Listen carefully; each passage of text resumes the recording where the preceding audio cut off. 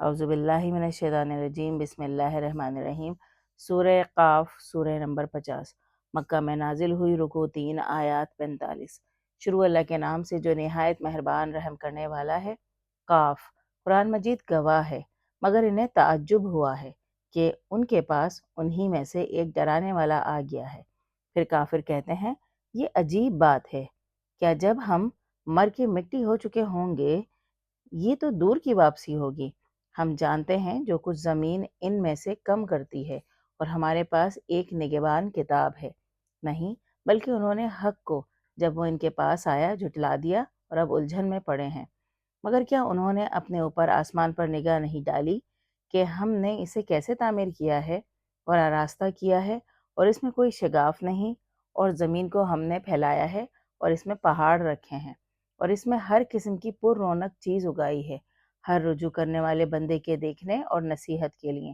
اور ہم نے آسمان سے بابرکت پانی اتارا ہے، پھر اس سے باغ اور کٹی فصلوں کے دانے اگائے ہیں، اور تے بتے گابھوں والی اونچی اونچی کھجوریں بندوں کے رزق کے لیے، اور اس سے مردہ بستی کو زندہ کیا۔ ایسے ہی ہوگا موت سے باہر آنا۔ ان سے پہلے جھٹلایا قوم نوح، کنویں والوں اور سمود نے، اور عاد، فرعون اور لوط کے بھائیوں نے، اور بن والوں اور قوم تبع نے۔ سب نے رسولوں کو جھٹلایا اور میری دھمکی سچ ہو گئی۔ تو کیا ہم پہلی بار کے بنانے سے تھک گئے ہیں؟ نہیں، مگر وہ کسی نئے بنانے سے شک میں ہیں۔ اور ہم نے انسان کو بنایا ہے اور جانتے ہیں جو وسوسے اس کا دل اٹھاتا ہے، اور ہم ان کی رگے جان سے زیادہ اس کے قریب ہیں۔ جب دو ضبط کرنے والے دائیں اور بائیں بیٹھے ضبط کرتے ہیں، وہ جو بات بھی کہتا ہے اس کے لیے ایک تیار نگران اس کے پاس ہوتا ہے، اور موت کی بے ہوشی حق کے ساتھ آ پہنچی۔ یہ ہے وہ جس سے تو بدکتا تھا اور سور پھونک دیا گیا۔ یہ ہے ڈراوے کا دن، اور ہر شخص اپنے ساتھ ایک ہانکنے والا اور ایک گواہ لے آ گیا۔ تو اس سے غافل تھا، اب ہم نے تجھ سے تیرا پردہ ہٹا دیا ہے، تو آج تیری نظر خوب تیز ہے۔ اور اس کا ساتھی کہتا ہے یہ ہے وہ جو میرے پاس تیار ہے۔ تم دو ہر ناشکرے مخالف کو جہنم میں ڈال دو، بھلائی کو روکنے والے، حد سے نکلنے والے، شک میں ڈالنے والے کو، جس نے اللہ کے ساتھ دوسرا خدا بنا رکھا تھا، ہاں اسے سخت عذاب میں ڈال دو۔ اس کا ساتھی کہتا ہے ہمارے رب، میں نے اسے سرکش نہیں بنایا، بلکہ وہ خود ہی دور گمراہی میں تھا۔